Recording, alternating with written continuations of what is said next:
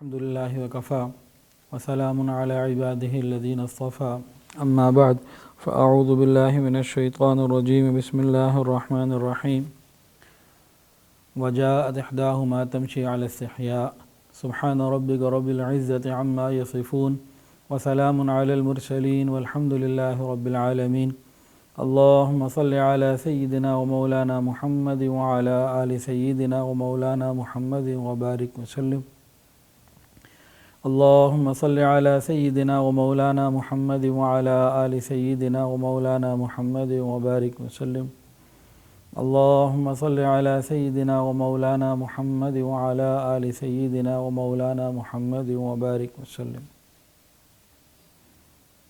مکارم اخلاق سیریز چل رہی تھی، اس میں حیا کا جب ٹاپک آیا تو اسی کے اندر رہتے ہوئے حیا کا آج تیسرا بیان ہے۔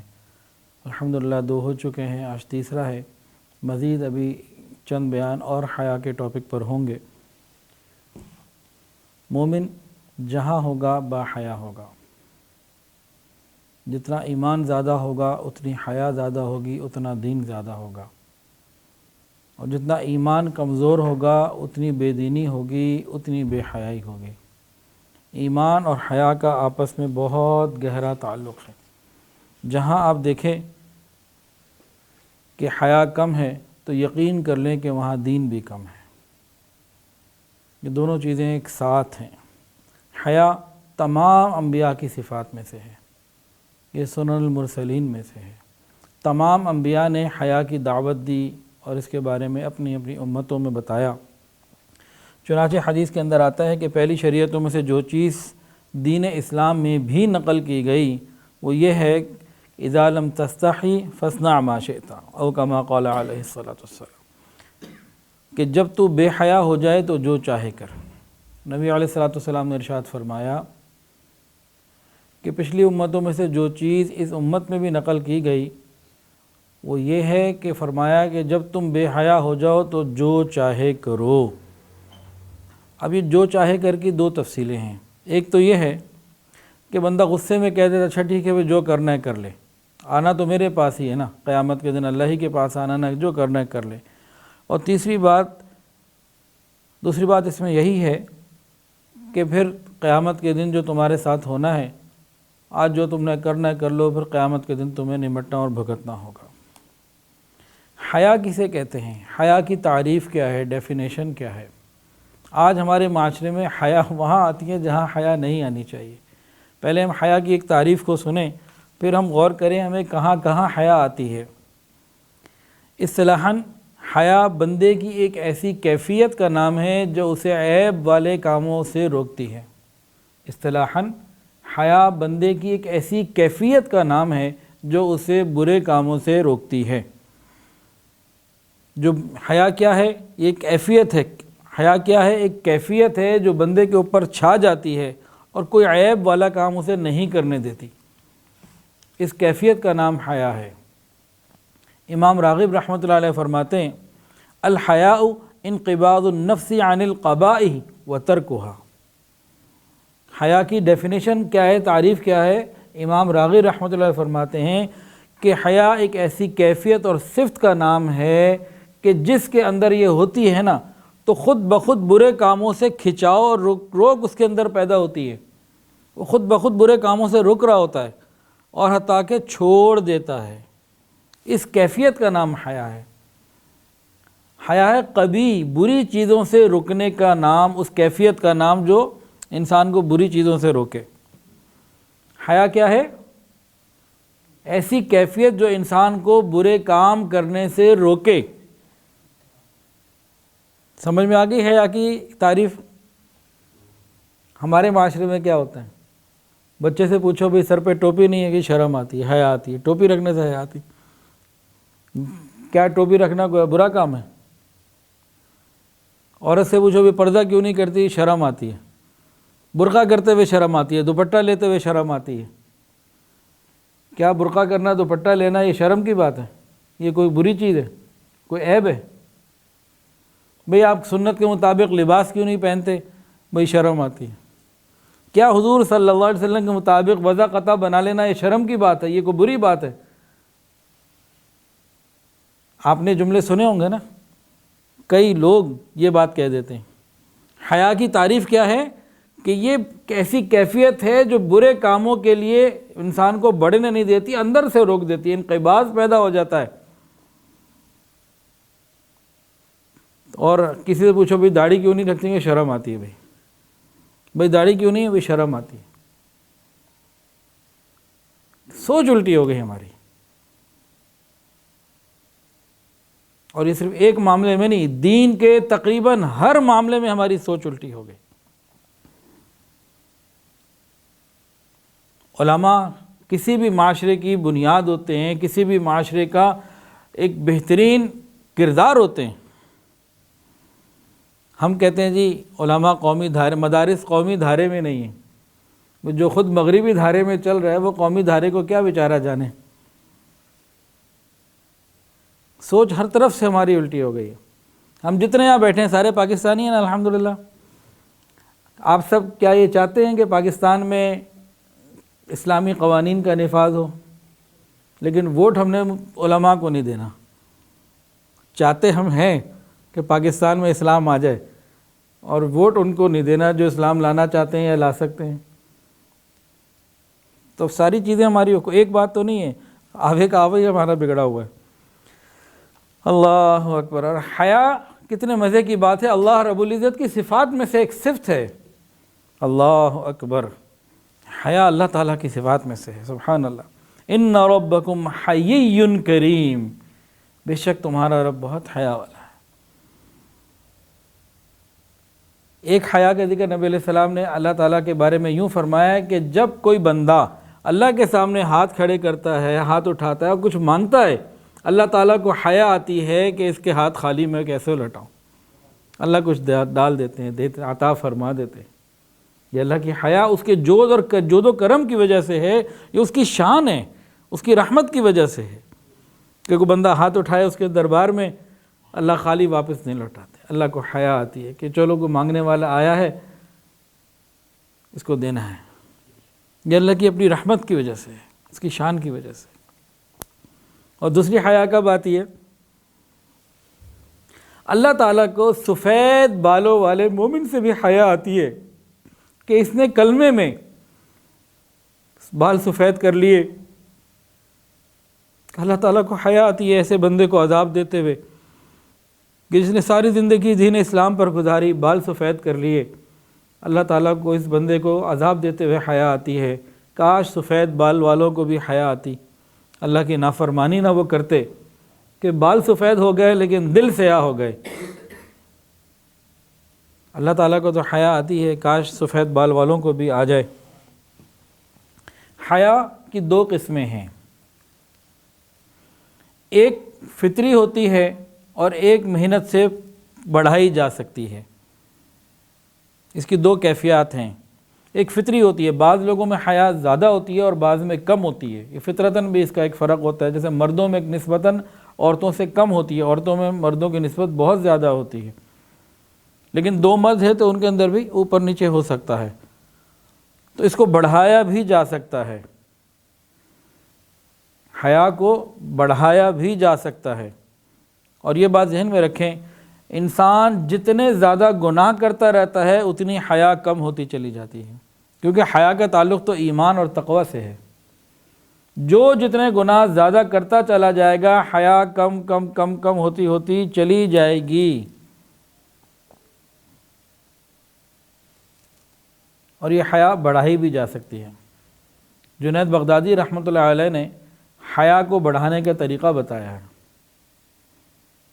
وہ کیا ہے کہ انسان اللہ رب العزت کی ان نعمتوں پر غور کرے جو اس کے پاس ہیں، اور اپنے اعمال پر غور کرے جو یہ کر رہا ہے۔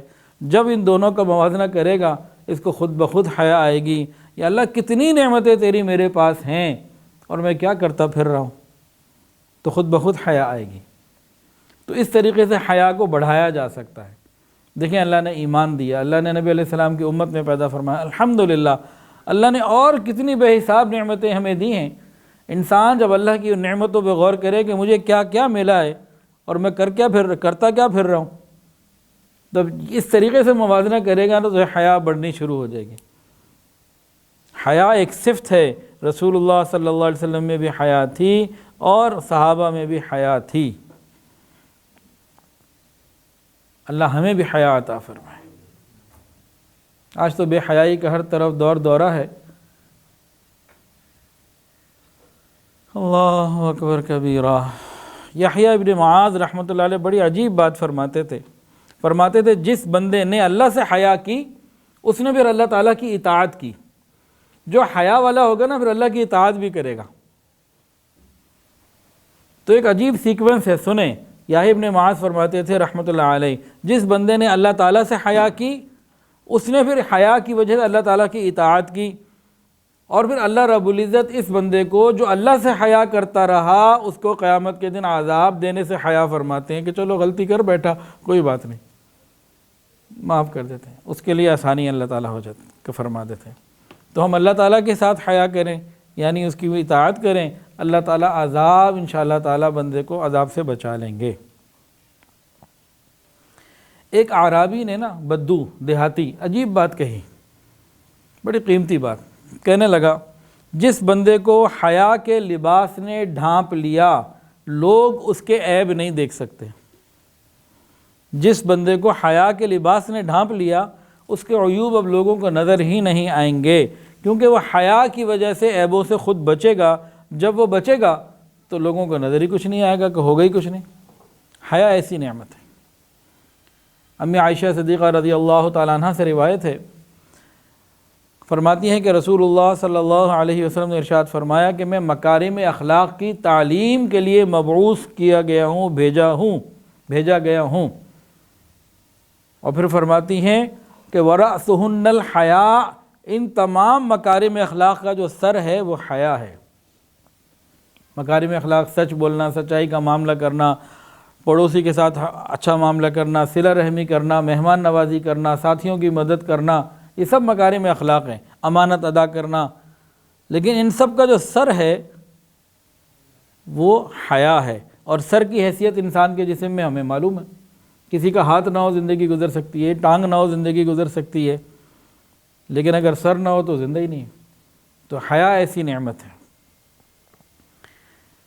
سلیمان رحمۃ اللہ علیہ فرماتے تھے اذا اراد اللہ بعبد ہلاکا نزع منہ الحیا، اللہ تعالیٰ جس بندے کی ہلاکت کا ارادہ فرما دیتے ہیں اس کے اندر سے حیا ختم ہو جاتی ہے، حیا نکل جاتی ہے، بے حیا ہو جاتا ہے۔ کوئی بھی کام کرنے لگے اس کو کسی کی پرواہ نہیں ہوتی، کوئی سمجھائے بھی اس کو پرواہ نہیں ہوتی، اچھا جو کرنا ہے کر لو۔ اب نامحرم کو بھی دیکھ رہا ہے، اس کو پرواہ نہیں ہے کسی بات کی۔ یہ اس کے دل کی موت کی علامت ہوتی ہے کہ دل اس کا مردہ ہو چکا۔ اور فرماتے ہیں کہ جس بندے سے حیا نکل جائے گی قیامت کے دن اللہ رب العزت سے ملاقات اس کی اس حال میں ہوگی کہ اللہ اس سے ناراض ہوں گے۔ با حیا لوگوں سے اللہ اچھے انداز میں خوشی میں ملاقات کریں گے، اور بے حیاؤں سے قیامت کے دن اللہ ناراض ہوں گے۔ بھئی اللہ کو راضی کرنا چاہتے ہیں کہ ناراض؟ راضی کرنا چاہتے ہیں، پھر حیا کی ضرورت ہے۔ اللہ رب العزت حیا والے، رسول اللہ صلی اللہ علیہ وسلم حیا والے، تمام انبیاء حیا والے، تمام صحابہ حیا والے، تمام مومنین جو پاکیزہ ہوتے ہیں حیا والے ہوتے ہیں۔ اللہ ان تمام لوگوں کو جنت میں جمع فرما دیں گے، تو بے حیاؤں کا جوڑ ان کے ساتھ کیسے لگے گا؟ بندہ سوچے تو صحیح نا۔ حدیث کے اندر حیا کے بارے میں بہت تفصیلات ملتی ہیں۔ ایک حدیث میں تو انتہائی خوبصورت طریقے سے نبی علیہ السلام نے حیا کے مضمون کو سمجھایا ہے۔ سبحان اللہ۔ اللہ تعالی ہماری طرف سے حضور صلی اللہ علیہ وسلم کو وہ بہترین جزا عطا فرمائے جو کسی بھی امتی کی طرف سے کسی بھی نبی کو سب سے زیادہ دی گئی ہو۔ اللہ ہمارے نبی کو اس سے بھی زیادہ عطا فرمائے اور ہماری طرف سے عطا فرمائے۔ بھئی اللہ سے مانگنے میں تو کوئی کمی نہیں ہے نا، تو ہم مانگیں اللہ سے کہ حضور پاک صلی اللہ علیہ وسلم کے اتنے احسانات ہیں ہمارے اوپر، اگر آپ نہ ہوتے تو ہمیں کون بتاتا کہ اللہ کا تعارف کیسے ملتا، یہ حیا اور بے حیائی کا ہمیں کیسے پتہ چلتا؟ یہ سب حضور صلی اللہ علیہ وسلم نے تو بتایا ہمیں۔ اللہ اکبر۔ توجہ سے سنیں، بڑی خوبصورت بات ہے، بہت ہی مزیدار۔ صحابی فرماتے ہیں کہ ایک بندہ آیا نبی علیہ السلام کی خدمت میں اور عرض کیا اوصنی یا رسول اللہ، مجھے وصیت فرمائیے۔ حضور نے وصیت فرمائی۔ اسی کا ان تستحی من اللہ عز وجل کما تستحی رجلا من صالح قومک، فرمایا کہ تم اللہ تعالیٰ سے ایسے حیا کرو جیسے اپنے قوم کے کسی نیک بندے سے حیا کرتے ہو۔ سبحان اللہ۔ ایک بندہ آیا، نصیحت فرمائیے، وصیت کیجئے، فرمایا کہ میں تجھے نصیحت وصیت کرتا ہوں تم اللہ تعالیٰ سے ایسے حیا کرو جیسے اپنی قوم کے کسی نیک بندے کی تم حیا کرتے ہو۔ کیا مطلب؟ بھئی باپ ہے، استاد ہیں، شیخ ہیں، کوئی بزرگ ہیں، خاندان کے کوئی بڑے ہیں، ان کے سامنے کوئی بندہ بے حیائی کے کام کرتا ہے، اس کے ذہن میں ہوتا ہے کہ بھئی ابو دیکھ رہے ہیں، امی دیکھ رہی ہیں، شیخ دیکھ رہے ہیں، تو ان کے سامنے انسان بچتا ہے ان کی حیا کی وجہ سے، کہ ان کے ساتھ جو تعلق ہے اس تعلق کی حیا کی وجہ سے ان کے سامنے یہ برے کاموں سے بچتا ہے۔ تو فرمایا کہ جس طرح تم کسی ایک نیک بندے کی حیا کر رہے ہو تو اللہ رب العزت ہیں، تو ان کا مقام تو اس بندے سے بڑا ہی ہے، اور پھر وہ بندہ آگے دیکھ رہا ہے تو پیچھے نہیں دیکھ رہا، دائیں دیکھ رہا ہے تو اس کو بائیں کا نہیں پتہ، جتنی دیر تم سامنے موجود ہو اتنی دیر کا پتہ ہے، پیچھے کا نہیں پتہ۔ اللہ رب العزت تو ہر حال میں ہمیں دیکھ رہا ہے، ہر حال میں ہر وقت ہمیں سن رہا ہے، ہم تنہائیوں میں بھی ہوں، 70 دروازے بند کر لیں پھر بھی وہ پاک پروردگار ہمیں دیکھ رہا ہے۔ اس کا دیکھنا اتنا کامل، کالی رات میں کالی چٹان کے اوپر سخت اندھیرے میں کالی چونٹی جا رہی ہو نا، وہ اس چونٹی کو ہی خالی نہیں دیکھتا، وہ چونٹی جو لکیر چھوڑ کے جا رہی ہوتی ہے اس کو بھی دیکھ رہا ہوتا، تو ہمیں بھی دیکھ رہا۔ تو جب اللہ تعالیٰ کا دیکھنا اتنا کامل، تو ہم ایک نیک بندے سے جو حیا کرتے ہیں تو اللہ رب العزت سے کتنی پھر حیا کرنی چاہیے۔ کیسے خوبصورت مضمون سے نبی علیہ السلام نے سمجھایا۔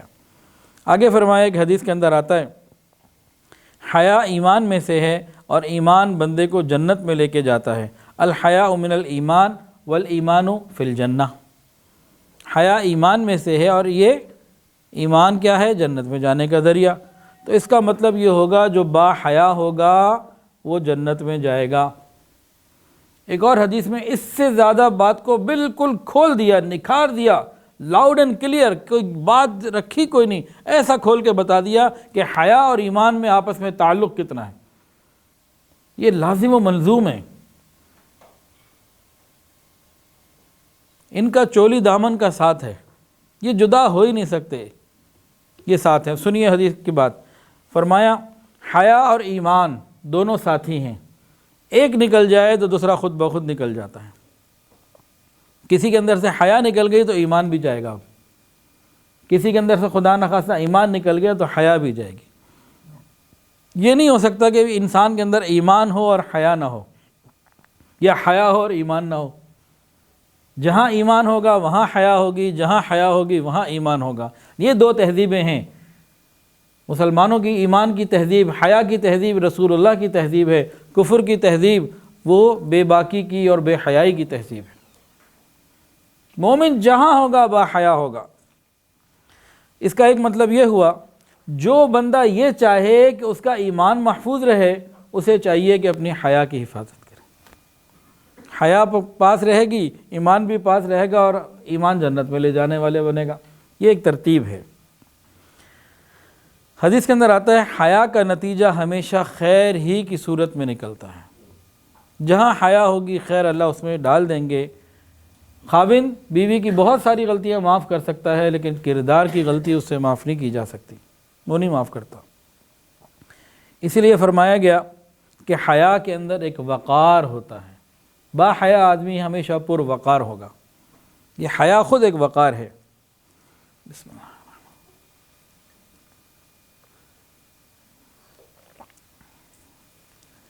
ایک اور بات ذرا سنیں، بڑی مزیدار، اس سے بہت ساری چیزیں ہمیں کلیئر ہوں گی۔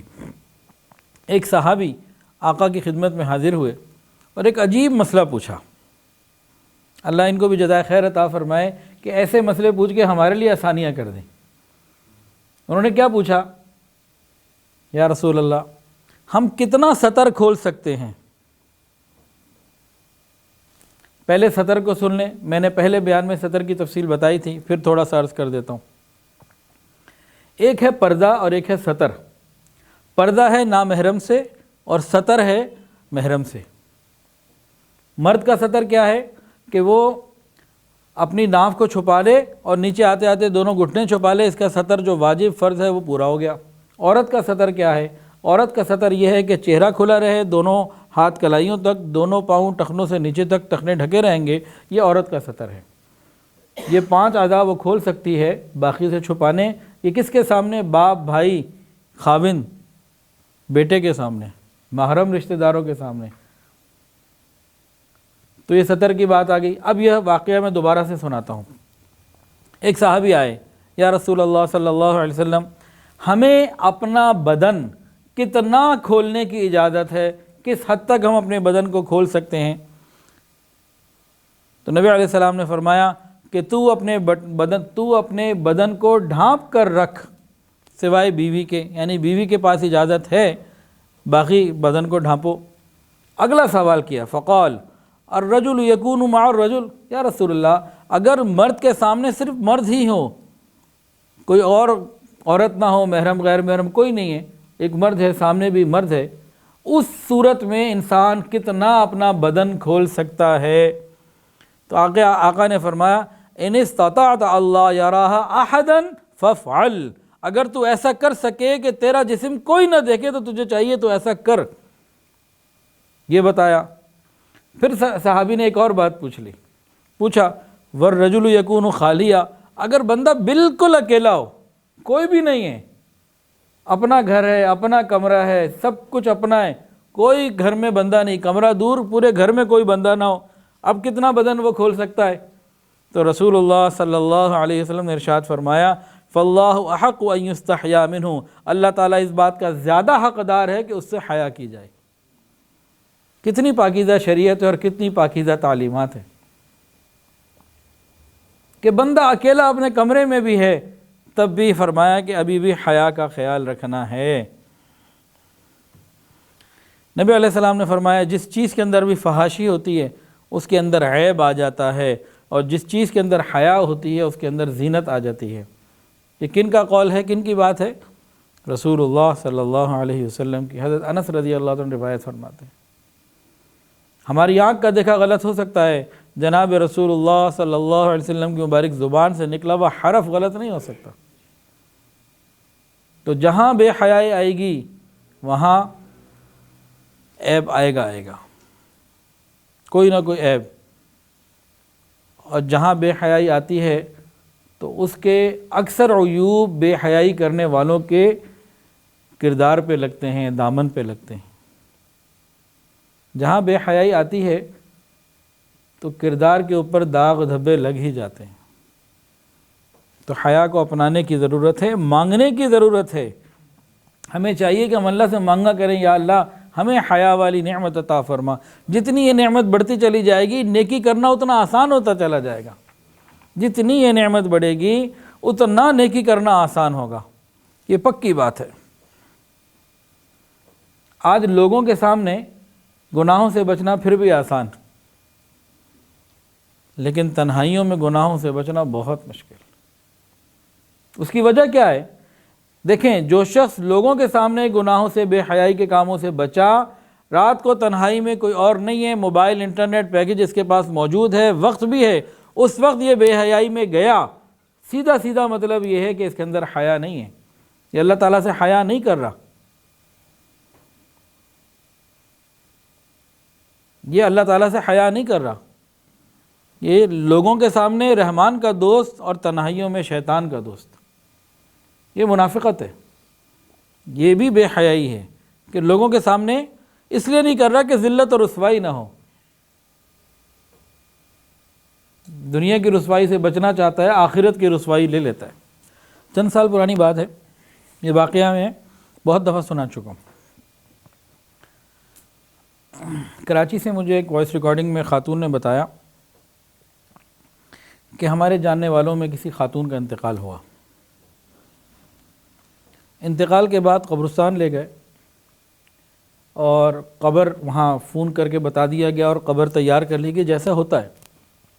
نماز جنازہ کے بعد جب میت کو قبرستان میں لے کے گئے تو قبر چھوٹی ہو گئی، یہ لوگ ڈر گئے۔ بہرحال پھر انہوں نے قبر کو دوبارہ سے بڑا کروایا کہ بھئی میت کو اندر رکھنا ہے۔ دوبارہ انہوں نے قبر کو گورگن کو کہا، اس نے بڑا کیا۔ پھر وہ میت جنازہ جو ہے وہ چارپائی سے اٹھا کے ڈالنے لگے تو دوسری مرتبہ چھوٹی ہو گئی۔ پہلی دفعہ تو انہوں نے دیکھی نہیں تھی چھوٹی ہوتی، اب ان کی آنکھوں کے سامنے چھوٹی ہو گئی۔ اب تو کچھ لوگ بھاگ ہی گئے،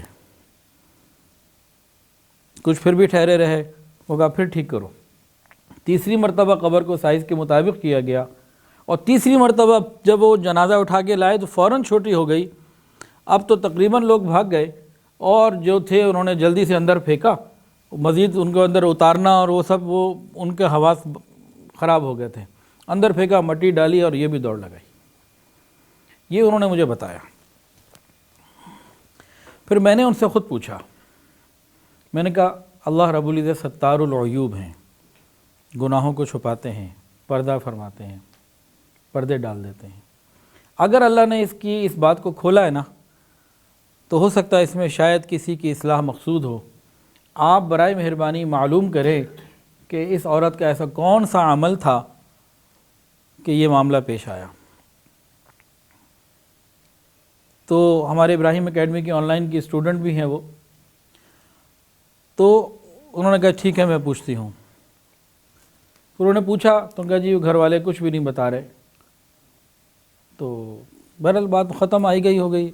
پھر اس کے کچھ دنوں کے بعد جب میں کراچی گیا تو اہلیہ محترمہ میری بیگم صاحبہ ساتھ تھیں، تو وہ خاتون جو تھی نا، وہ ہماری اسٹوڈنٹ، ان سے ملنے آئی بیگم صاحبہ سے، اور پھر کہا کہ بھئی فلاں مسئلہ ہوا تھا، میں نے واقعہ حضرت کو بتایا تھا۔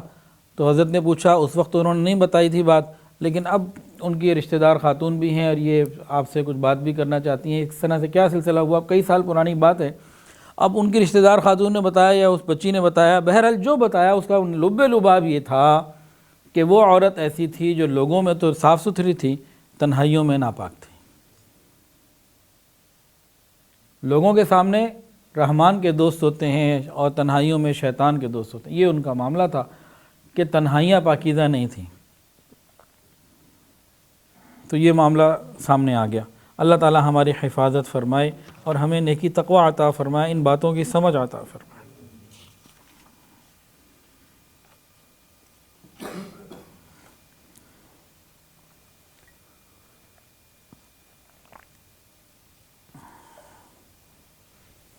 اللہ تعالیٰ سے حیا کرنے کا کامل طریقہ یہ نبی علیہ الصلوۃ والسلام نے ہمیں سکھایا اور سمجھایا ہے، بہت کھول کے ایک ایک بات۔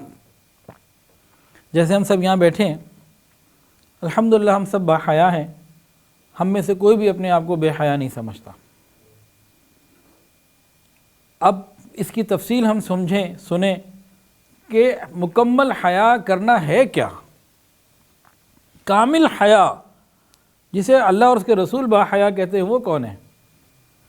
تو اس حدیث میں بہت تفصیل کے ساتھ آقا علیہ الصلوۃ والسلام نے قیامت تک آنے والے امتیوں کو یہ بات پورے طریقے سے سمجھا دی، جس میں کوئی اب ڈاؤٹ نہیں رہا، کوئی شبہ نہیں رہا، کوئی کمی نہیں رہی۔ ایسی خوبصورت یہ حدیث ہے۔ حضرت عبداللہ ابن مسعود رضی اللہ تعالیٰ عنہ روایت فرماتے ہیں کہ ایک مرتبہ رسول اللہ صلی اللہ علیہ وسلم نے ہم صحابہ سے فرمایا، استحیوا من اللہ حق الحیا، کہ تم اللہ تعالیٰ سے ایسے حیا کرو جیسے اسے حیا کرنے کا حق ہے۔ نبی علیہ السلام نے ایک یہ بات فرما دی۔ صحابہ نے عرض کیا کہ ہم نے کہا قلنا یا رسول اللہ انا لنستحیی والحمد للہ، ہم اللہ تعالیٰ سے حیا کرتے ہیں، اللہ کا شکر ہے ہمارے اندر حیا موجود ہے۔ نبی علیہ السلام نے فرمایا اللہ سے ایسے حیا کرو جیسے کہ حیا کرنے کا حق۔ انہوں نے کہا الحمدللہ ہم حیا کرتے ہیں، یہ بات ہو گئی۔ فرمایا قال لیس ذالک، نہیں ایسے نہیں، بلکہ اللہ تعالیٰ سے حیا کرنا ایسا ہے کہ اس سے ایسے حیا کرو جیسے حیا کرنے کا حق ہوتا ہے۔ لیس ذالک ولکن الاستحیاء من اللہ حق الحیا، حیا کا حق ادا کرو۔ پھر اس کو نبی علیہ السلام نے کھولا کہ اس کا کیا مطلب ہے۔ تو اس کو آج بیان کرنا ہے، اور بہت ہی اہم اس کے اندر باتیں ہیں جو نبی علیہ السلام نے بتائیں کہ اللہ تعالیٰ سے حیا کرنے کا حق کیا ہے۔ یہ نہیں کہ صرف نامحرم سامنے آگے آنکھیں جھکا لیں بس ہم نے حیا کا حق ادا کر لیا۔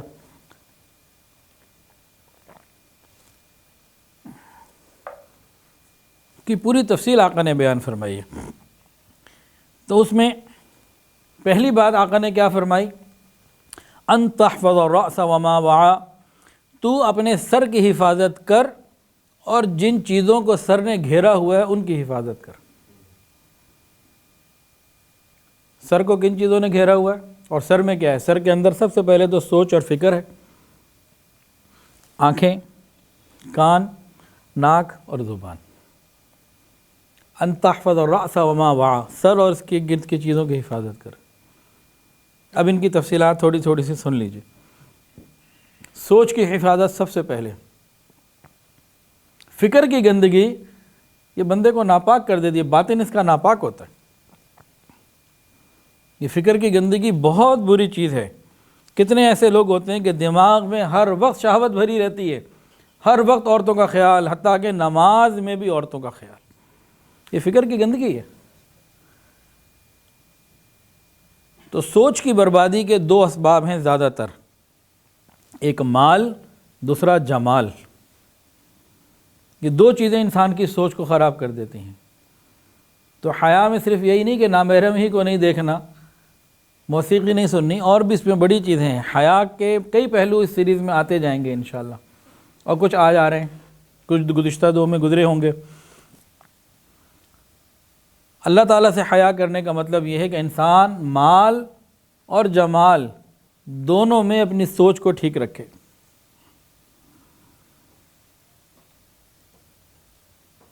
مال کے سلسلے میں اکثر اوقات انسان اپنی ضروریات کو نہیں دیکھتا، خواہشات کو دیکھتا ہے، یہاں سے کام خراب ہو جاتا ہے۔ ضروریات کی تو کوئی حد ہوتی ہے، خواہشات کی کوئی حد نہیں ہوتی۔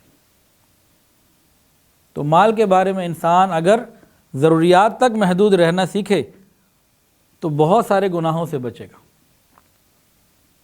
یہ ایک اصول ہے، انسان یہ چاہتا ہے میرے پاس اتنا پیسہ ہو، اتنا مال ہو، میں اپنی تمام خواہشات کو پورا کر لوں، اور وہ یہ سمجھتا ہے کہ شاید پیسے سے ہی میری خواہشات اور ضروریات پوری ہوں گی، حالانکہ غلط سمجھتا ہے، ایسا نہیں ہے۔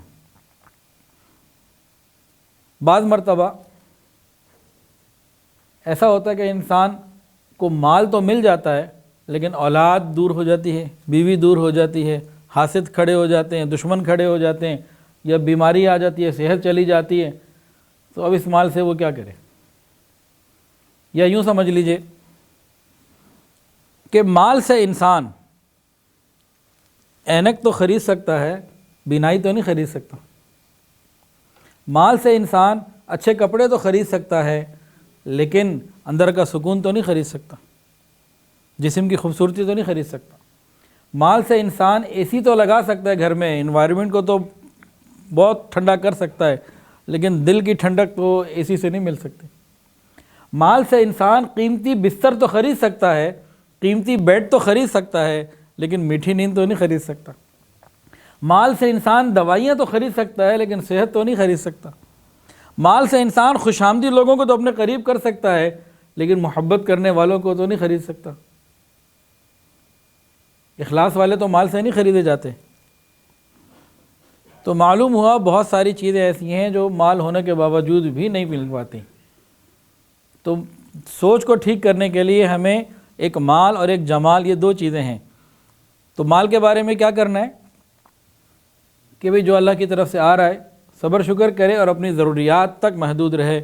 خواہشات کی تو کوئی حد ہی نہیں ہے، ہاں وسائل بڑھے ہیں، کچھ خواہشات شریعت میں رہتے ہوئے پوری ہو سکتی ہیں تو ٹھیک ہے، کوئی منع نہیں ہے، لیکن اس کے لیے انسان حرام سے بچے۔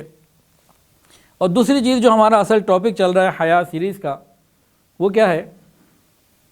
جمال۔ یہ جمال بھی نا صرف یہ نہیں ہے کہ عورت ہی کے اندر جمال ہے یا نامحرم کے اندر ہی جمال ہے، عورت کے لیے مرد میں، مرد کے لیے عورت میں، نہیں، جمال بھی بہت بڑا لفظ ہے۔ کوئی مکان اچھا لگا، کوئی گاڑی اچھی لگی، کوئی لباس اچھا لگا، کوئی درخت اچھا لگا، کسی بھی چیز میں خوبصورتی ہے بندے کو اچھی لگتی۔ تو ہم نے ساری چیزوں کے حساب سے ہر چیز کو شریعت میں رکھنا ہے، چاہے نامحرم اچھی لگ جائے۔ تو نگاہ کی حفاظت یہ آج تقریباً ناممکن ہوا پڑا ہے، تقریباً۔ حالانکہ جو شخص نگاہ کی حفاظت کرنا سیکھ لے، اسی ایک پوائنٹ کے اوپر ایمان کی حلاوت بھی ملتی ہے، اور اسی ایک پوائنٹ کے اوپر نسبت کا نور بھی انسان کو مل جاتا ہے، ولایت مل جاتی ہے، صرف نگاہوں کی حفاظت کے اوپر۔ تو نگاہ کی حفاظت کرنا یہ بہت ضروری۔ قرآن مجید نے فرمایا ایک چیز کے دیکھنے کا حکم، وہ کون سی چیز؟ اللہ والوں کے چہرے۔ وَاصْبِرْ نَفْسَكَ مَعَ الَّذِينَ يَدْعُونَ رَبَّهُمْ بِالْغَدَاةِ وَالْعَشِيِّ يُرِيدُونَ وَجْهَهُ وَلَا تَعْدُ عَيْنَاكَ عَنْهُمْ۔ فرمایا کہ آپ ان کے چہروں کو دیکھتے رہے، یہاں سے نگاہیں نہ ہٹیں۔ تو اللہ والوں کو ان کے چہروں کو دیکھنا، اس کا تو حکم۔ اب کن چیزوں کو نہیں دیکھنا اس کو بھی دیکھ لیجئے۔ سب سے پہلے تو فرمایا قُلْ لِلْمُؤْمِنِينَ يَغُضُّوا مِنْ أَبْصَارِهِمْ، نامحرم کو نہیں دیکھنا، دوسرے کے مال کو بری نیت سے نہیں دیکھنا، اور تیسری چیز جو نہیں دیکھنی، جو سب سے زیادہ مشکل ہے، اپنی نیکیوں کو نہیں دیکھنا، اپنی خوبیوں کو نہیں دیکھنا، ان چیزوں کو نہیں دیکھنا۔ اور آج کفر نے پورا زور لگایا ہوا ہے کہ مسلمانوں کے معاشرے میں بے حیائی ہر طریقے سے پھیلے۔ سوشل میڈیا کا کوئی نیٹ ورک لے لیجئے، کہیں بھی چلے جائیے، کوئی ایڈورٹائزمنٹ دیکھ لیجئے، سڑکوں پہ بورڈ لگے ہوتے ہیں وہ دیکھ لیں، اخبار دیکھ لیں، رسائل دیکھ لیں، کہیں چلے جائیں، ہر جگہ بے حیائی کسی نہ کسی طریقے سے میں آپ کو نظر آئے گی۔ تو یہ سوچ اگر پاکیزہ ہوگی نا جوانی میں، اگر کسی جوان کی سوچ جوانی میں پاکیزہ ہوگی تو بڑھاپے میں بھی انشاءاللہ تعالیٰ پاکیزہ رہے گی، اور اگر جوانی میں پاکیزہ نہیں تو ضروری نہیں ہے کہ بڑھاپے میں لازمی پاکیزہ ہو جائے، پھر بڑھاپے میں بھی اسی طرح معاملہ رہتا ہے۔ اللہ تعالیٰ ہماری حفاظت فرمائے۔ تو انسان اگر اپنی سوچ کو پاک کر لے تو یہ اللہ تعالیٰ سے حیا کرنے کے اندر آتا ہے۔ پھر سوچ کی ناپاکی میں ایک معاملہ اور بھی ہے، سوچ کی گندگی میں، وہ کیا ہے؟ بدنیتی۔ یہ بدنیتی کیا ہے؟ سوچ کی ناپاکی ہے۔ ایک آدمی نامحرم کو تو نہیں دیکھتا، لیکن وراثت کے معاملے میں، دوسرے اور کسی معاملے میں بدنیت ہے، لوگوں کے حق پہ ڈاکہ ڈال رہا ہے۔ تو آگے ہے نا، اللہ تعالیٰ سے حیا تو نہیں کر رہا۔ پھر ان تحفظ الرأس وما وعى، تو ابھی صرف ہم ذہن پہ پہنچے ہیں، ابھی تو اب نیچے آنا ہے۔ تو بدنیتی جو ہے یہ بھی بڑا خراب کرتی ہے کام، کسی کے لیے برا سوچنا، دشمنی، انتقام کی آگ، یہ سب چیزیں، اگلے کو کچھ ہونا ہو یہ سوچنے والا ضرور ڈپریشن کا مریض ہو جاتا ہے۔ یہ حسد، انتقام، بدلہ لینے کی تمنا، یہ ایسی مصیبتیں ہیں کہ جس کے اندر ہوتی ہیں پہلے تو وہ بیمار ہوتا ہے، انسان کی سوچ اس کو خراب کرتی ہے۔ لوہا، اگر آپ کسی کوئی لوہے کی چیز بنائیں، وہ کب خراب ہوتا ہے جی معلوم ہے کسی کو؟ جب اس میں زنگ لگتا ہے، اور زنگ اندر سے ہی لگتا ہے۔ جب تک اس لوہے کو زنگ نہ لگے وہ کام کر رہا ہے، چاہے اس کو 100 سال کے 1000 سال گزر جائیں، ایسا ہی ہے نا جی۔ لوہے کو جب زنگ لگتا ہے وہ تبھی وہ خراب ہوتا ہے، اگر زنگ نہیں لگا ہوا تو لوہا تو قیمتی ہو رہا ہے، ہر وقت اس کا تو ریٹ بڑھے گا۔ اسی طرح انسان کی سوچ اندر سے اس کو زنگ لگا دیتی ہے، یہ بدنیتی، یہ زنگ کی مانند، یہ انتقام کی آگ، یہ زنگ کی مانند، یہ بغض، کینہ، حسد، دوسرے کی ترقی کو برداشت نہ کر سکنا، یہ سب زنگ ہیں اندر کے، جو انسان کے پورے جسم کو زنگ آلود کر دیتے ہیں، اور یہ بالکل ناکارہ ہو جاتا ہے۔ ورنہ تو اللہ نے اس کو بڑا مضبوط بنایا ہے، لوہے سے زیادہ مضبوط ہے، لیکن جب اندر سے زنگ آ جائے تو نہ لوہا بچتا، اور اس قسم کی سوچ میں زنگ آ جائے تو بندہ بھی گیا۔ تو ان تحفظ الرأس وما وعى، تو بات کیا ہو رہی تھی؟ نبی علیہ السلام نے صحابہ سے کہا اللہ سے حیا کرو، ہم کرتے ہیں؟ کہا نہیں، ایسے کرو جیسے حق ہے۔ تو اس میں پہلی بات کیا بتائی کہ دماغ یعنی سر اور اس کے ارد گرد کی چیزوں کی حفاظت کرو، تو ابھی اس میں ہم نے صرف ایک پوائنٹ ذکر کیا ہے سر کا، سوچ، اور اس کے کئی پہلو آ گئے، اور بھی پہلو ہوں گے۔ اب آگے ہم آتے ہیں سوچ کے بعد، یہ کیا ہے جی، ان کو کیا کہتے ہیں؟ نگاہیں، نگاہوں کی حفاظت، کہ انسان کے سر کے قریب ہے۔ عطا ابن زید رحمۃ اللہ علیہ فرماتے تھے تم عورتوں کی پشت کی طرف بھی نظر مت کرو، چہ جائے گے کہ چہرے دیکھو۔ حسان ابن ابی سنان رحمۃ اللہ علیہ ایک مرتبہ بازار کوئی چیز لینے گئے، شاپنگ کر کے واپس آئے تو بیوی نے کہا آج تو جناب بڑے چہرے دیکھے ہوں گے۔ ان کا خدا کی قسم ایک چہرہ بھی نہ دیکھا، زمین ہی دیکھتا رہا، لوگوں کے انگوٹھے تو نظر آئے، قدم تو نظر آئے، چہرہ کسی کا نہ دیکھا۔ بزرگوں نے فرمایا اگر بندے کو نامحرم کے دیکھنے کا موقع ملے اور وہ اللہ کی رضا کے لیے نگاہوں کو جھکا لے، ہر جھکنے والی نظر کے بدلے قیامت کے دن اللہ اپنا دیدار عطا فرمائے، کیونکہ جیسا عمل ہوتا ہے پھر ویسی اس کی جزا دی جاتی ہے۔ تو جو نامحرم کو دیکھ سکتا ہو اور نہ دیکھے تو بس پھر اللہ تعالیٰ رحمت فرما دیتے ہیں۔ اچھا جی، سر کے اندر کیا چیز تھی؟ سوچ، اور اس کے بعد یہ کیا آ گیا تھا؟ ہماری آنکھیں۔ اب آ جائیں ہم اپنے کانوں پر، کیا فرمایا تھا؟ ان تحفظ الرأس وما وعا، جو کچھ سر اور اس کے ارد گرد ہے، ارد گرد اور کیا کیا آ رہا ہے؟ پہلے سوچ آ گئی، آنکھ، اب ہم آتے ہیں کانوں کے اوپر۔ کانوں کی حفاظت سے کیا مراد ہے؟ غیبت نہیں سننی، چغلی نہیں سننی، گانا نہیں سننا، لا یعنی گفتگو سے اپنے آپ کو بچانا ہے۔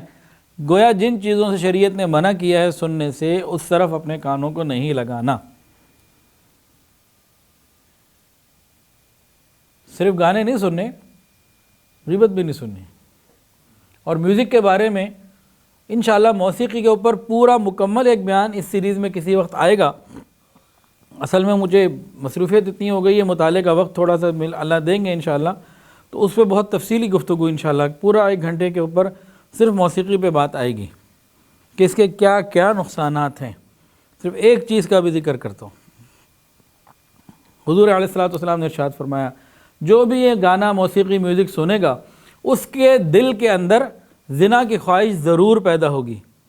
یہ نبی کی بات ہے، میری بات نہیں ہے۔ اب کوئی جی میں ایف ایم پہ میں ویسے ہی گانا سن لیتا ہوں، سن لیتی ہوں، جی سن لیتے ہیں یا سن لیتی ہیں، آج مرد بھی سن رہا ہے، عورت بھی سن رہی ہے، بچے بھی سن رہے ہیں، گویا پورے معاشرے کے اندر یہ خواہش پیدا ہو رہی ہے۔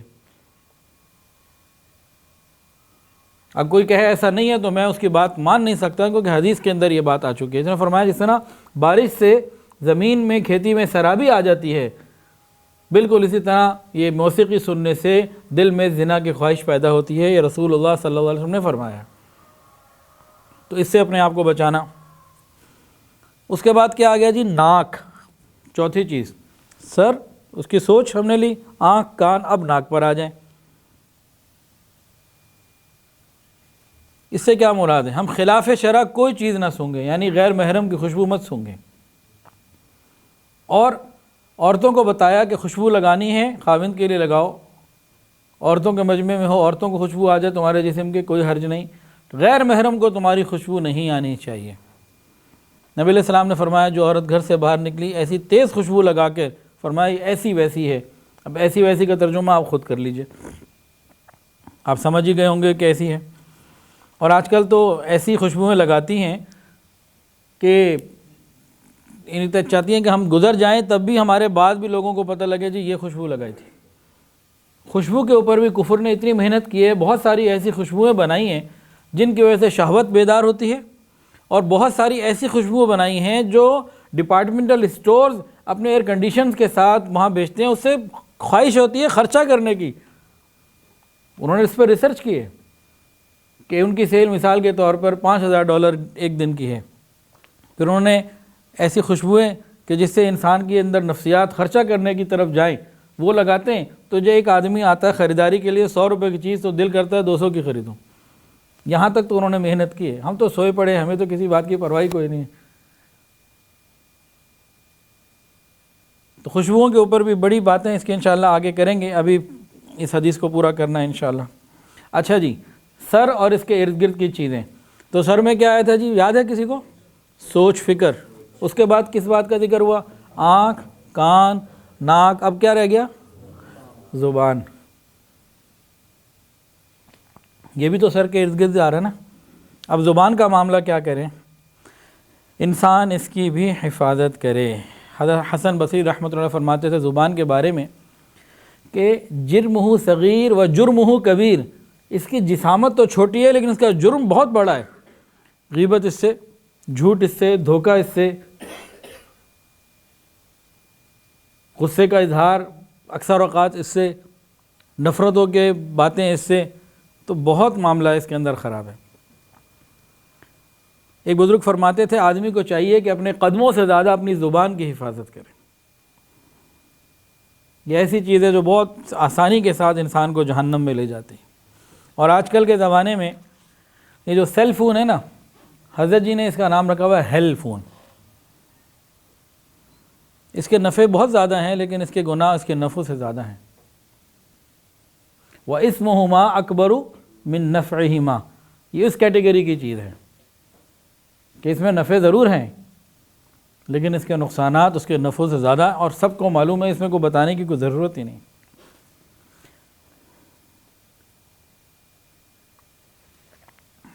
گزشتہ زمانے میں گناہ کرنے کے لیے موقع تلاش کرنے پڑتے تھے.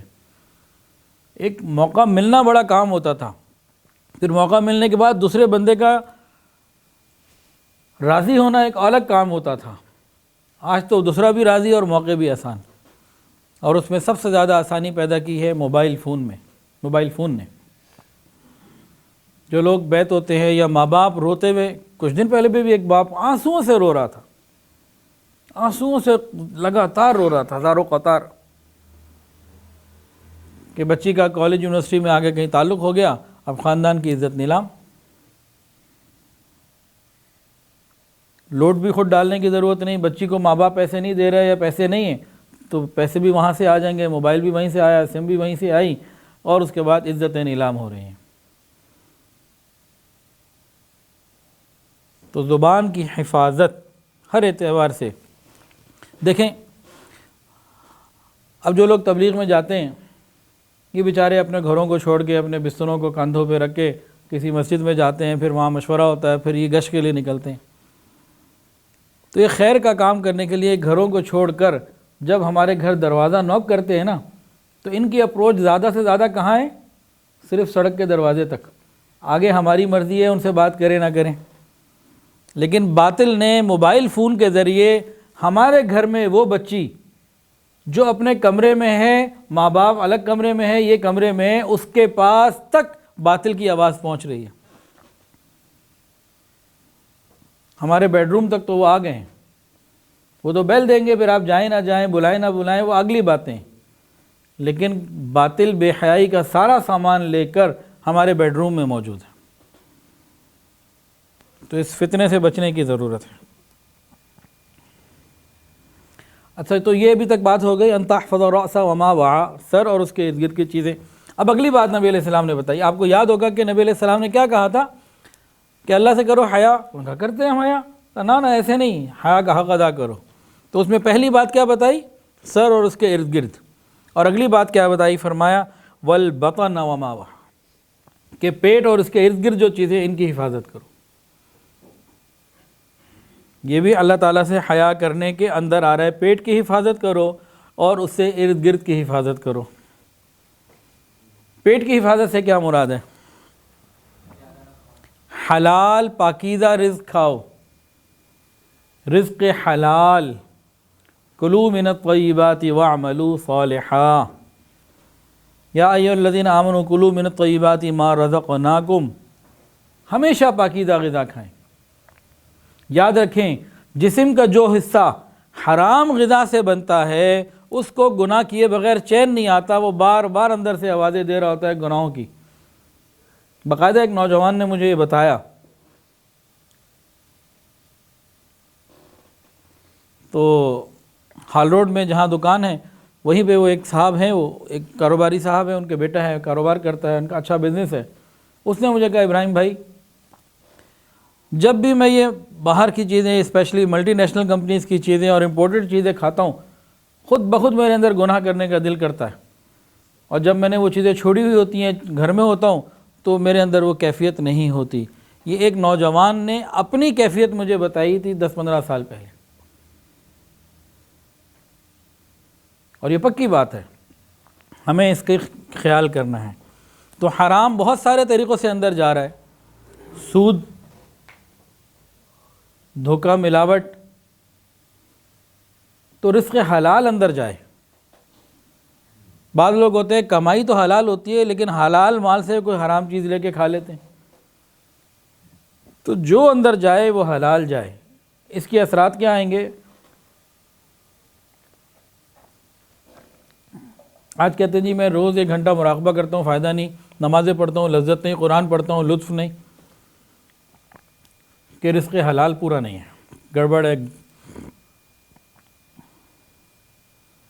یعنی حرام کھانے والا بے حیا ہو گیا نا۔ حدیث کیا تھی؟ حیا کرو۔ تو حرام کھانے والا تو پھر حیا والا نہ ہوا۔ چلے ایک واقعہ سنتے ہیں۔ دارالعلوم دیوبند کا جب سنگ بنیاد رکھا جا رہا تھا نا، تو حضرت مولانا قاسم نانوتوی رحمۃ اللہ علیہ نے فرمایا کہ میں دارالعلوم کا سنگ بنیاد ایک ایسی شخصیت سے رکھواؤں گا جس نے اپنی زندگی میں کبھی کبیرہ گناہ نہیں کیا۔ تو ایک بزرگ تھے، وہ گھاس کاٹ کے اپنا گزارا کرتے تھے، تو ننھے میاں ان کو کہتے تھے، جسمانی قد ان کا چھوٹا تھا لیکن اللہ کے یہاں ان کا بڑا قد تھا، ان سے رکھوایا۔ اور ان کی کیفیت کیا تھی؟ بہت غریب تھے، گھاس کاٹ کے گزارا ہوتا تھا، اس طریقے سے ان کا سلسلہ تھا۔ وہ دارالعلوم کے اساتذہ کی سال میں 1 مرتبہ یا کئی مرتبہ جب دعوت کر لیتے تھے نا، تو کیسی دعوت ہوتی تھی؟ بس چاول وغیرہ ابال لیے، بہت ہی ہلکی سی، بریانی بھی نہیں ہوتی تھی پوری، انتہائی سادہ کھانا کہ جس سے کچھ تھوڑا سا پیٹ بھرنے کے قریب ہو جائے، بس ہلکا پھلکا کچھ ہوتا تھا۔ تو دارالعلوم کے اساتذہ فرماتے ہیں کہ ہم جب ننھے میاں رحمۃ اللہ علیہ کے دسترخوان سے کھانا کھا کے آتے، 40 دن تک عبادت میں لذت اور حلاوت محسوس کرتے تھے، کیفیات میں فرق محسوس ہوتا تھا۔ جب کمائی حلال اور پاکیزہ ہوگی تو وہ مراقبے میں بیٹھنے کا دل بھی کرے گا، اس کی لذت بھی آئے گی۔ اللہ اکبر کبیرہ۔ ایک عورت آٹا گوندھ رہی تھی، آٹا گوندھتے ہوئے اسے اطلاع ملی کہ خاوند کا انتقال ہو گیا۔ اس نے آٹا گوندھنا بند کر دیا کہ اب اس میں ورثاء کا حق شامل ہو گیا۔ جب کبھی حیا ہوتی تھی تو پھر اس کا بھی خیال ہوتا تھا۔ امام اعظم امام حنیفہ رحمۃ اللہ علیہ کسی کی عیادت کے لیے موجود تھے، وہیں اس کا انتقال ہو گیا، چراغ جل رہا تھا، پھونک مار کے چراغ بند کر دیا۔ کسی نے پوچھا یہ بھی کوئی موقع ہے؟ ابھی میت ہوئی ہے، جنازہ، ابھی تو روشنی بند کر دی۔ انہوں نے کہا پہلے اس کا تھا، اب یہ مر گیا، ورثاء کا ہو گیا، اب ان کی اجازت کے بغیر تو یہ جائز نہیں۔ اچھا جی، پیٹ کے بعد اگلا مرحلہ شرمگاہ کا۔ شرمگاہ، نبی علیہ السلام نے فرمایا جو شخص مجھے 2 چیزوں کے صحیح استعمال کی ضمانت دے دے میں اسے جنت کی ضمانت دیتا ہوں، ایک شرمگاہ اور دوسری زبان۔ ایک جملہ ہے، لمحوں نے خطائیں کی، صدیوں نے سزائیں پائیں۔ لمحوں نے سزائیں کی، صدیوں نے سزائیں پائیں۔ آج جو اندر طوفان اٹھتے ہیں اور انسان کوئی گناہ کر بیٹھتا ہے اور اس کی وجہ سے قیامت کے دن لمبی سزاؤں کا مستحق ہو جاتا ہے۔ تو شرمگاہ کی حفاظت۔ اس کے بعد پیٹ اور اس کے ارد گرد کیا ہے؟ ایک تو رزق حلال کھانا، شرمگاہ، اس کے بعد آگے ہاتھ۔ ہاتھوں کا صحیح استعمال، میرے ہاتھ سے کسی مسلمان بھائی کو تکلیف نہ ہو، یہ خیر کے لیے استعمال ہو، لوگوں کی مدد کے لیے بڑھیں، لوگوں کی سپورٹ کے لیے بڑھیں، لوگوں کی عزت، جان، مال، آبرو، ہر چیز میرے ہاتھوں سے محفوظ رہے، امن میں رہے۔ تو ہمارے ہاتھوں سے لوگوں کی عزتیں محفوظ ہوں، ان کے جان مال محفوظ ہوں، یہ بھی اس میں آ گیا۔ اس کے بعد ٹانگیں، پاؤں۔ پاؤں کا صحیح استعمال، انسان کا اٹھنے والا ہر قدم یا جنت کے قریب کر رہا ہے یا جہنم کے قریب کر رہا ہے، درمیانی تو کوئی بات ہی نہیں ہے نا۔ تو یہ قدم کا اٹھنا بہت اہم ہے۔ ہمارا پاؤں گناہ کی طرف نہ بڑھے، سینما کی طرف نہ بڑھے، مکس گیدرنگ، جہاں میوزک ہے، مکس گیدرنگ ہے، وہاں نہ بڑھے، گناہ کی تقریبات کی طرف ہمارا قدم نہ بڑھے۔ یہ اللہ سے حیا کرنا ہے۔ اللہ نے پاؤں کس لیے دیے ہیں؟ حلال کمائی کے لیے، دین کے کاموں کے لیے، جائز سیر و تفریح کے لیے۔ جس نے پاؤں دیے ہیں تو اس کی مرضی بھی پاؤں پہ لاگو ہونی ہے۔ گناہوں کی محفلوں میں جانا، سرکش لوگوں کی محفلوں میں جانا، یہ پاؤں کا غلط استعمال ہے۔ کچھ لوگ کہتے ہیں جی میں تو جاتا ہوں، میرے دوست بہت کچھ کھاتے پیتے ہیں، بہت کچھ ہلا گلگا اور یہ کیا ہوتا وہ کرتے ہیں، جو بھی کرتے ہیں، میں تو خالی دیکھتا ہوں، کچھ نہیں کرتا۔ پہلی بات تو یہ ہے کہ آپ کا جانا بھی ٹھیک نہیں تھا۔ دوسری بات یہ ہے کہ آج آپ خالی دیکھ رہے ہو، کر کچھ نہیں رہے، تو کل کرو گے بھی۔ انسان جہاں بیٹھتا ہے ویسا ہو جاتا ہے۔ اور تیسری بات اس میں یہ آتی ہے کہ تہمت کے موقع سے بھی تو بچنے کا حکم حدیث میں ہے، تہمت کے موقع سے بھی بچو۔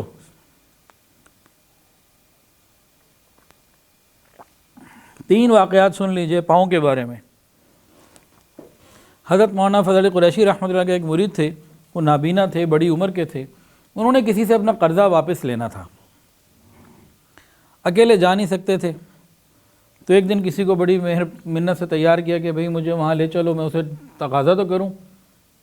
وہ ان کو پھر ہاتھ پکڑ کے کسی طریقے سے لے گیا۔ اب جو بالکل آخری گلی تھی، جس گلی میں اس بندے کا گھر تھا جس سے پیسے لینے تھے، اس گلی کے دروازے پہ، وہ گلی کے کونے پہ آیا کہ جب یہاں سے ہم نے اندر مڑنا ہے، وہاں ان کو ڈھول کی آواز آنے لگ گئی۔ ان کی آواز کیسی ہے؟ ان کو جس گلی میں جانا ہے، جس گھر میں جانا ہے، اس کے قریب گھر میں شادی ہو رہی ہے، وہاں ڈھول چل رہا ہے۔ ان کا نہیں، مجھے واپس میرے گھر لے جاؤ، بعد میں کسی وقت آؤں گا۔ ان کا روز روز آنا کو آسان ہوتا ہے، تو گلی کے کنارے پر آ گئے، اور اس گھر میں تھوڑی ڈھول، وہ تو کہیں قریب کا دوسرا گھر ہے، وہاں ہو رہا ہے، تو آپ چلیں۔ تو کہنے لگے نہیں، میں ایسے نہیں کر سکتا۔ کسی نے دیکھ لیا تو کہے گا فضل علی قریشی کا مرید ہے اور میوزک کی اور ڈھول کی آواز پہ کھڑا ہوا ہے۔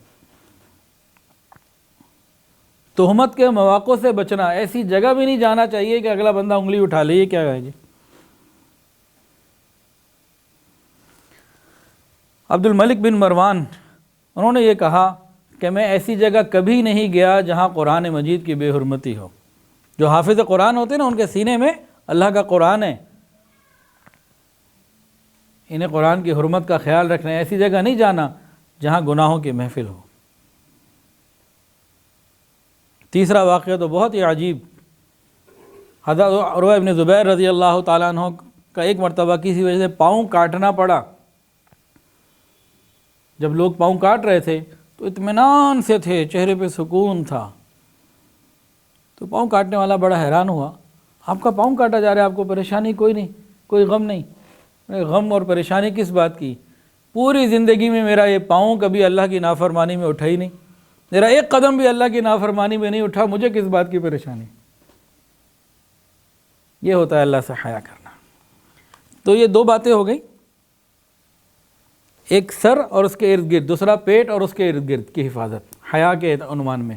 اب تیسری بات آقا نے فرمائی کہ انسان موت کو یاد کرے اور اپنی موت کے وقت سکرات اور قیامت کی پریشانیوں کو یاد کرے۔ یہ موت کی یاد ایسی چیز ہے، بندہ ویسے ہی سیدھا ہو جاتا ہے۔ یہ گناہوں سے بچنے کا بڑا بہترین طریقہ ہے۔ امام غزالی رحمۃ اللہ علیہ فرماتے تھے، اے دوست، تجھے کیا معلوم کہ وہ کپڑا جس نے تیرا کفن بننا ہے وہ بازار میں پہنچ چکا ہو۔ تو مسیح میں بیٹھا ہوا ہے، جس کپڑے نے تیرا کفن بننا ہے وہ بازار میں آ ہی چکا ہو۔ کما تعیشون تموتون، جیسی زندگی کوئی گزارے گا ویسی اسے موت آئے گی۔ نیکی تقوی کی، پاک دامنی کی، حیا کی زندگی ہوگی تو ایسی موت آئے گی کلمے والی، اور اگر زندگی بے حیائی والی ہوگی تو پھر موت کے وقت کلمہ تو نہیں ملتا۔ تو انسان موت کو، موت کے وقت کو اور بعد کے حالات کو یاد کرے، یہ بھی حیا میں سے ہے۔ قیامت کے دن کے حالات کو یاد کرنا، یہ بھی حیا میں سے ہے۔ موت کے حالات کو یاد کرنا تو بندہ سیدھا رہتا ہے۔ سرگودا کے ایک زمیندار کا واقعہ ہے عجیب، کہ ایک مرتبہ کہیں کسی کو لاش ملی، دریا ندی کے کنارے لاوارث لاش تھی، اٹھا کے کہیں سے لے آئے، اور اب کفن کے لیے پیسے نہیں تھے، جو علاقہ تھا گاؤں بہت غریب تھا۔ اب امام صاحب مائک پہ کھڑے ہو کے آوازیں لگا رہے ہیں مسجد سے کوئی صاحب کہ لاوارث لاش ہے، اس کو دفن کرنا ہے، اس کو کفنانا ہے، پیسے جمع کرو۔ آدھا گھنٹہ وہ آواز لگاتے رہے، کوئی 5 روپے لایا، کوئی 20 لایا، کوئی 30 لایا، کوئی 50 لایا، کوئی 10 لایا، اور آدھے گھنٹے کے اعلانات کے بعد اتنے پیسے جمع ہو گئے، ان غریب لوگوں نے اتنے پیسے جمع کر دیے کہ ایک لاوارث کی لاش کفنائی بھی جا سکے اور دفنائی بھی جا سکے۔ پھر امام صاحب نے غسل دیا، کفن پہنایا، کوئی رونے والی آنکھ نہیں تھی پاس۔ پھر امام صاحب نے نماز جنازہ پڑھائی، چند لوگوں نے وہاں نماز جنازہ تو ادا کی، لیکن کسی کے دل میں کوئی جدائی کا غم اور کوئی قلبی تعلق نہیں تھا۔ نماز جنازہ بھی ہو گئی، پھر تدفین ہو گئی، قبر میں رکھتے وقت بھی کسی کی آنکھوں میں کوئی آنسو نہیں تھے، اور ڈال دیا گیا قبر میں۔ پھر کچھ عرصے کے بعد جب پولیس رپورٹ ہوئی اور معلوم یہ ہوا کہ وہ شخص تھا جو اپنے علاقے کا بہت بڑا زمیندار تھا، باغ سے اس کے پھلوں کے بہت زیادہ، اور 4 جوان العمر بیٹے تھے، اور بینک اکاؤنٹ میں کروڑوں روپے اس کے موجود تھے، چندے کا کفن لے کے دنیا سے گیا۔ اللہ اکبر کبیرہ۔ کسی نے کیا خوب کہا، وارث شاہ رحمۃ اللہ علیہ نے، وارث مان نہ کری وارثادہ، وارث مان نہ کری وارثادہ، رب بے وارث کر مار دئی۔ کہ جب اس کی بے نیازی کی نظر، اللہ الصمد، اس کی بے نیازی کی نظر پڑ جائے تو پھر بڑے بڑے جو ہے نا تگنی کا ناچ نچاتے، ناچنے پہ مجبور ہو جاتے ہیں۔ فرمائے موت، اس کے حالات، قیامت، ان ساری چیزوں کو یاد کرو۔ ایک دن مرنا ہے، آخر موت ہے، کر لے جو کرنا ہے، آخر موت ہے۔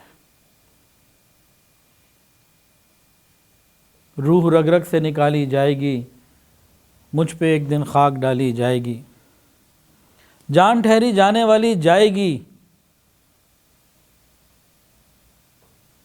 اگلا مصرع بھول گیا، جان ٹھہری جانے والی جائے گی، یہ تو رکنے والی نہیں ہے۔ ایک دن مرنا ہے، آخر موت ہے، کر لے جو کرنا ہے، آخر موت ہے۔ آنے والی کس سے ٹالی جائے گی، جان ٹھہری جانے والی جائے گی، روح رگ رگ سے نکالی جائے گی، تجھ پہ ایک دن خاک ڈالی جائے گی۔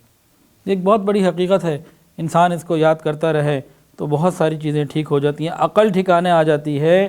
یہ جو تھمتے، یہ جو شہوات کے اندر سے اٹھتے ہیں نا بخارات اور طوفان، یہ سارے موت کی یاد سے تھم جائیں گے، انسان سیدھا ہو جائے گا اگر موت کو یاد کرے۔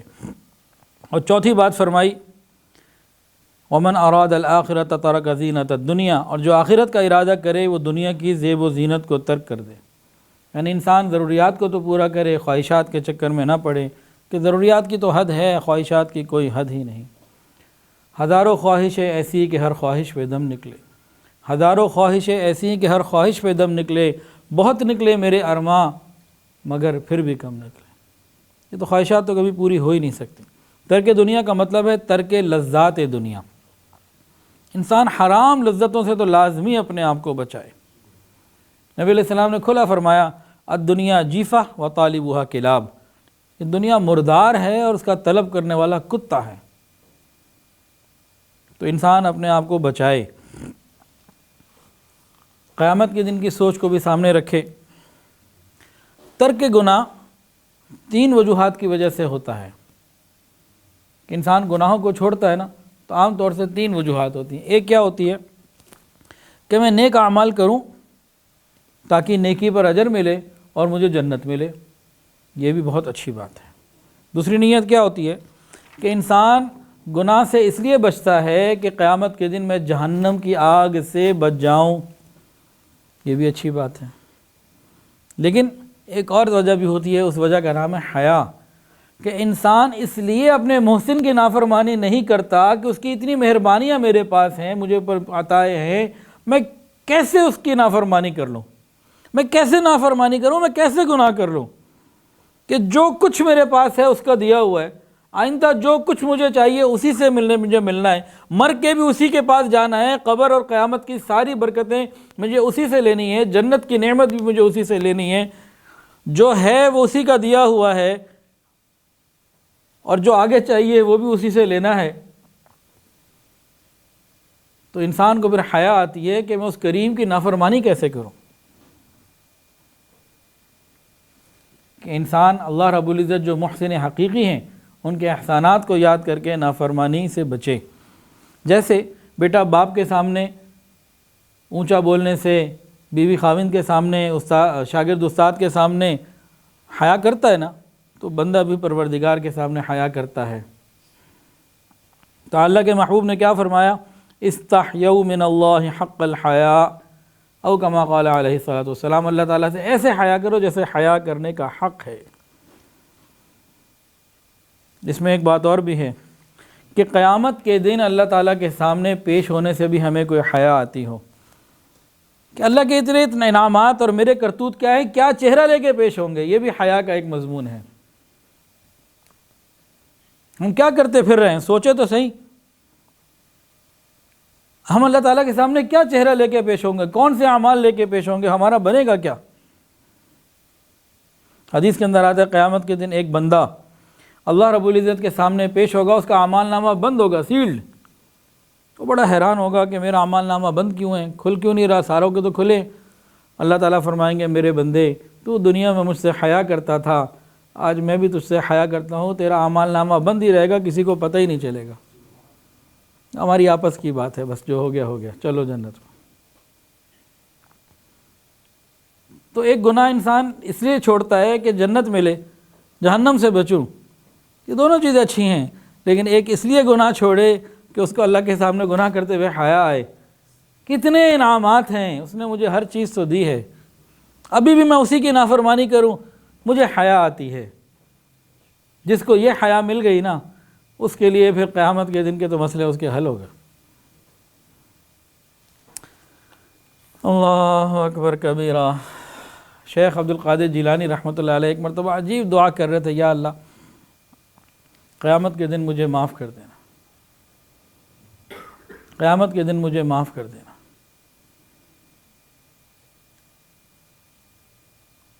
اور پھر انہوں نے کچھ اس طرح سے دعائیں مانگی کہ اس کو علامہ اقبال رحمۃ اللہ علیہ نے کچھ فارسی کے اشعار میں جو ہے نا وہ نقل کیا ہے، بڑے عجیب اشعار ہیں یہ۔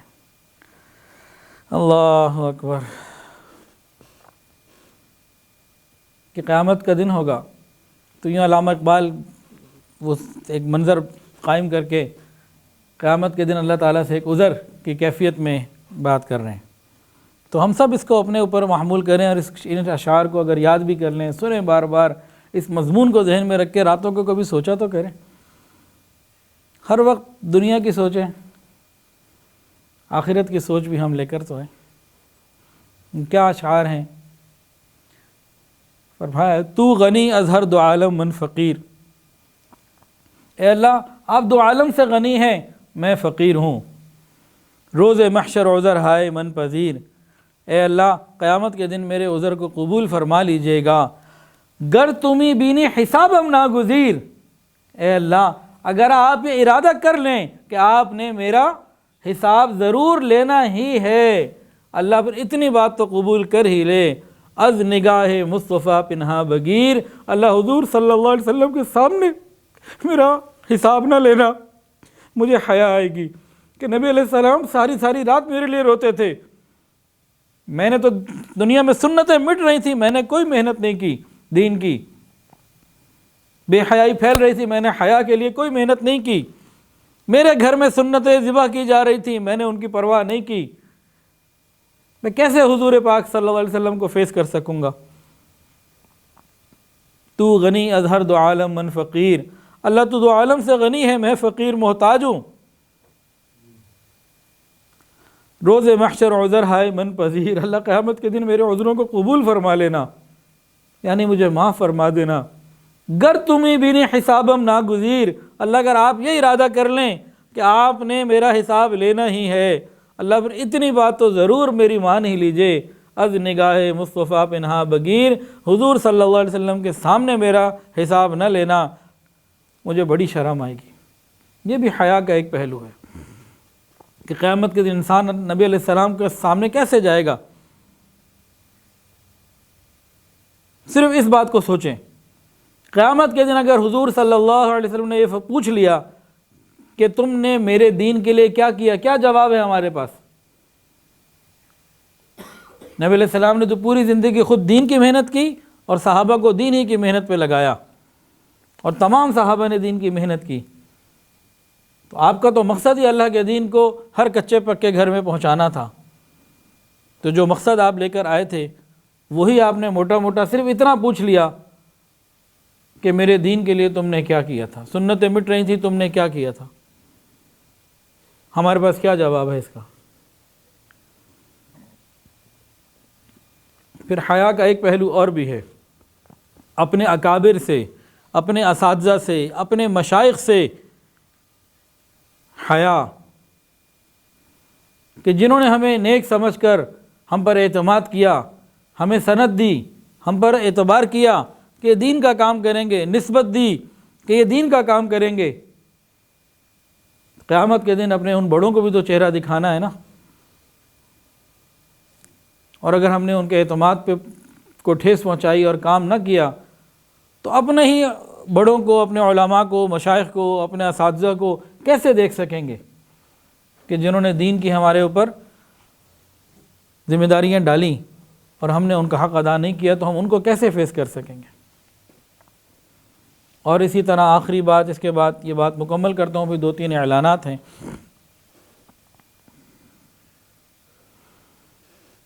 حیا کا ایک اور منظر سمجھ لیجئے، کل قیامت کے دن اگر اللہ رب العزت بندے سے پوچھیں، میرے بندے تمہارا اعمال نامہ تمہارے ماں باپ کو، تمہارے بیوی بچوں کو، تمہارے گھر والوں کو جن میں اٹھتے بیٹھتے تھے ان لوگوں کو دکھاؤں، یا بغیر اعمال نامہ کھولے تمہیں ڈائریکٹ جہنم میں ڈال دوں؟ پتہ نہیں کتنے لوگ ہوں گے جو اللہ سے کہیں گے یا اللہ میرا اعمال نامہ میرے رشتہ داروں کے سامنے، میرے باپ کے، میرے شیخ کے، میری بیوی کے، میری بیٹی کے، میرے بھائی کے اور میرے قریبی تعلق والوں کے سامنے مت کھولنا، مجھے شرم آئے گی، جہنم میں ہی ڈال دے۔ یہ بھی تو ایک پہلو ہے نا حیا کو سوچنے کا۔ ہم سوچیں اگر قیامت کے دن اللہ نے مجھ سے ہی بات پوچھ لی کہ ہاں بھئی تمہارا اعمال نامہ کھول کے ایک ایک بات تمہارے رشتہ داروں کو دکھا دوں، یا بغیر کھولے جہنم میں جانا پسند کرتے ہو، ہم کیا جواب دیں گے؟ تو نبی علیہ الصلوۃ والسلام نے فرمایا کہ اللہ تعالیٰ سے حیا کرو۔ صحابہ نے عرض کیا ہم تو کرتے ہیں الحمدللہ، فرمایا نہیں ایسے نہیں، اللہ تعالیٰ سے ایسے حیا کرو جیسے حیا کرنے کا حق ہے۔ اپنے سر اور اس کے ارد گرد کی حفاظت، پیٹ اور اس کے ارد گرد کی حفاظت، اور قیامت کا خیال اور دنیا کی چیزوں کو ترک کر دینا، لذات کو، یہ ساری چیزیں ہمیں کرنی ہیں۔ اللہ تعالیٰ ہمیں یہ تمام چیزیں عطا فرمائے۔ اللہ رب العزت ہمیں حیا کاملہ عطا فرمائے تاکہ ہم گناہوں سے بچیں، حیا کی صفت ہمارے اندر آئے اور قیامت کے دن اللہ کے محبوب صلی اللہ علیہ وسلم کی شفاعت پانے والے بن جائیں۔ وآخر دعوانا ان الحمد للہ رب العالمین۔ ابھی توبہ کے کلمات بھی پڑھے جائیں گے، لیکن اس سے پہلے 2-3 باتیں۔ اقرا روضۃ الاطفال کے بانی اور نائب مدیر مفتی مزمل حسین کاپڑیہ رحمۃ اللہ علیہ، ان کا گزشتہ اتوار کو انتقال ہوا، اللہ ان کی مغفرت فرمائے۔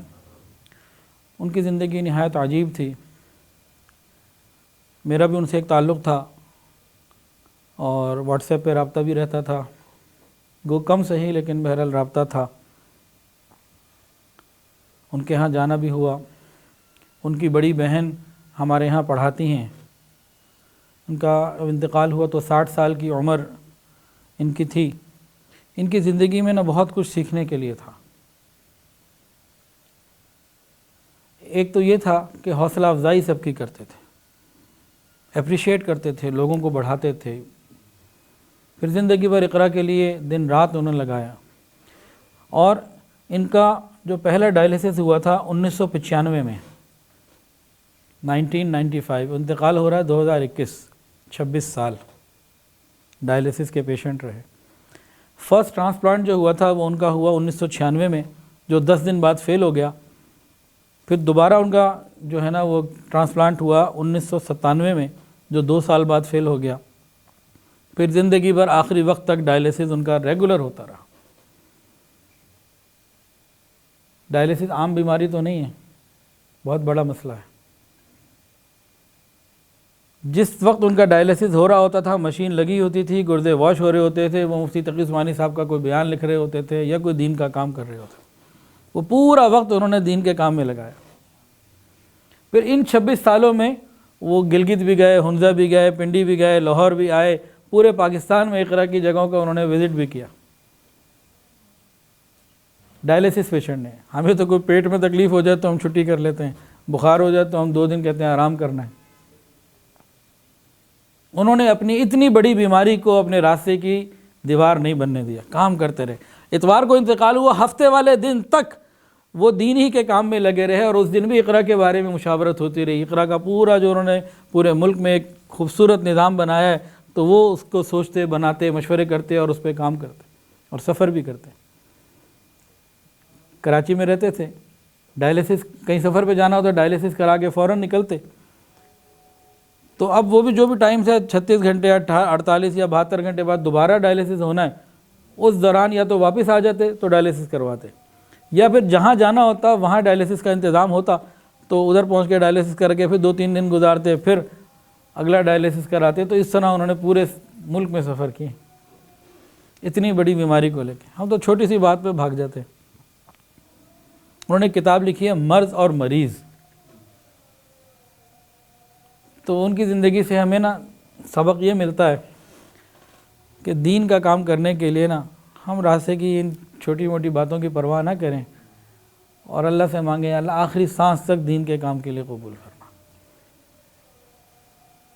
اور آج جو اقرا کے ہزاروں بچے سارے ملک میں موجود ہیں، جب اور جہاں قرآن پڑھیں گے تو ان کی قبر میں اس کا پورا پورا فیض پہنچے گا۔ تو یہ ہے اصل زندگی۔ اب جو اعلانات ہیں ان میں سے ایک جو بہت اہم اور ضروری ہے وہ یہ ہے کہ پرسوں منگل کا دن ہے۔ الحمدللہ ہمارے جامعہ رقیہ البنات کا 7واں کانووکیشن ہو رہا ہے۔ تو یہ اسی ہال میں جو مین روڈ پہ ہے، لی گرینڈ شیلے ہال، ٹاؤن شپ 14A1 پیکو روڈ، لاہور۔ تو ٹائمنگ اس کی ہے صبح 10 بجے سے لے کے دوپہر 3 بجے تک عورتوں کے لیے۔ مستورات کے لیے ٹائمنگ ہے صبح 10 بجے سے لے کے دوپہر کو 3 بجے تک۔ ساری برانچز کے لوگ موجود ہوں گے جو قریب کی ہیں، کراچی والے تو نہیں آ پائیں گے، چترال سے بھی الحمدللہ طالبات آ رہی ہیں۔ تو تقریب اسناد ہے، اماں جان انشاءاللہ جنگ سے تشریف لا رہی ہیں، تو وہ اسناد بھی دیں گی اور چادر پوشی وغیرہ جو بھی عورتوں کے سارے معاملات ہوں گے وہ ہوں گے انشاءاللہ۔ تو عورتوں کا ٹائم ہے صبح 10 سے 3 بجے تک۔ مرد چاہے 10 بجے بھی آ جائیں، جگہ ان کی موجود ہے، کوئی مسئلہ نہیں ہے۔ لیکن جو مردوں کا باقاعدہ پروگرام شروع ہوگا وہ 12:30 پونے 1 کے قریب شروع ہوگا اور وہ 3 بجے تک چلے گا۔ حضرت جی دامت برکاتہم کا بیان انشاءاللہ، حضرت پیر حافظ ذوالفقار احمد نقشبندی دامت برکاتہ العالیہ کا بیان انشاءاللہ العزیز 2 بجے شروع ہوگا اور انشاءاللہ تقریباً 3 بجے تک معاملہ مکمل ہو جائے گا پورا ہمارا پروگرام۔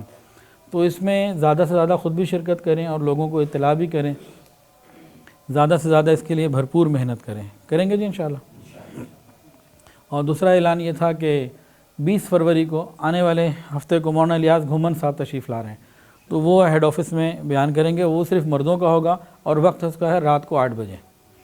تو منگل والے پروگرام کے لیے جو ہے نا زیادہ اور محنت کی ضرورت ہے، ٹائم بہت کم ملا ہمیں لوگوں کو اطلاع دینے کا، تو اس لیے اگر سب مل کے محنت کریں گے تو انشاءاللہ العزیز کام آسان ہو جائے گا۔ ویڈیو کے نیچے سبسکرائب کے بٹن پہ کلک کریں، بیل کے آئیکن پہ کلک کیجئے تاکہ ہر نئی ویڈیو کی نوٹیفیکیشن آپ کو مل جائے۔